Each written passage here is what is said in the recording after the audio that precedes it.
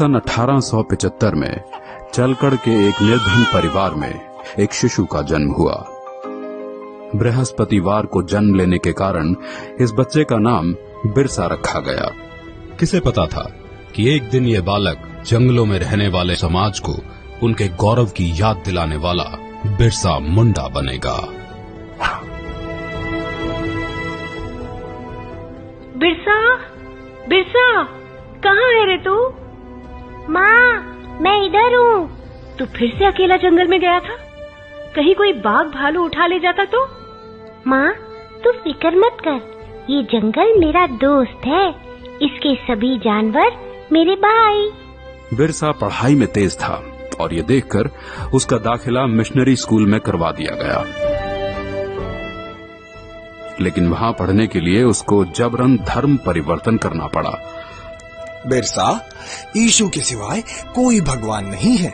बिरसा, ईसाई धर्म का पालन करने से ही तुम्हारा उद्धार होगा, वरना बाकी वनवासियों की तरह जाहिल के जाहिल रह जाओगे।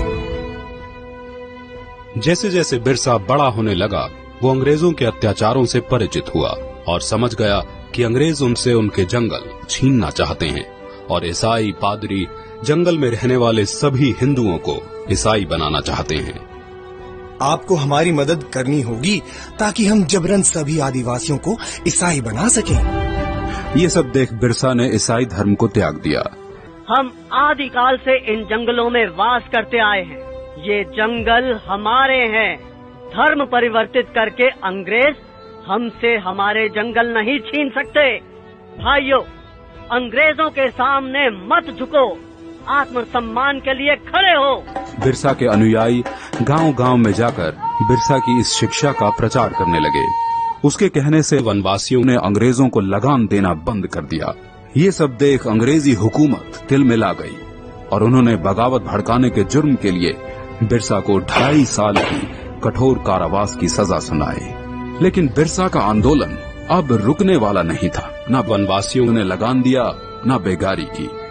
बिरसा के छूटने पर सारे वनवासी उसके गांव में इकट्ठा हो गए। बिरसा की क्रांति की पुकार से सिंह भूमि, चाईबासा और रांची के जंगल गूंज उठे। अब वक्त आ गया है जब हम अपनी जमीनें अंग्रेजों से वापस लेंगे और एक नए सतयुग का आरंभ होगा। हम इस धरती के पुत्र हैं और यहाँ हमारा राज होगा। बिरसा गांव-गांव घूमकर अंग्रेजों के खिलाफ मोर्चा बढ़ाने लगा। बिरसा के अनुयायी तीर कमान से लड़कर भी अंग्रेजों की बंदूकों पर भारी पड़ने लगे। वे जंगल से आते और अंग्रेजों को मारकर गायब हो जाते। जिस तरह बिरसा हम पर और हमारे ठिकानों पे हमला कर रहा है, ऐसे तो ईसाई धर्म का यहाँ अंत ही हो जाएगा। बिरसा वनवासियों को ईसाई बनने नहीं देगा। हम बिरसा के सिर पर भारी इनाम रखेंगे, फिर देखते हैं वो भागकर कहाँ जाता है। हाँ, क्यों नहीं?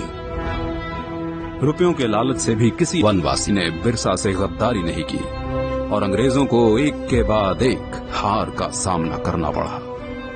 एक बार जंगल में खाना बनाने के धुएं से अंग्रेजों को बिरसा के ठिकाने का पता चल गया। सभी वनवासी सरदार बिरसा समेत पकड़े गए और उन्हें सख्त कारागार में डाल दिया गया।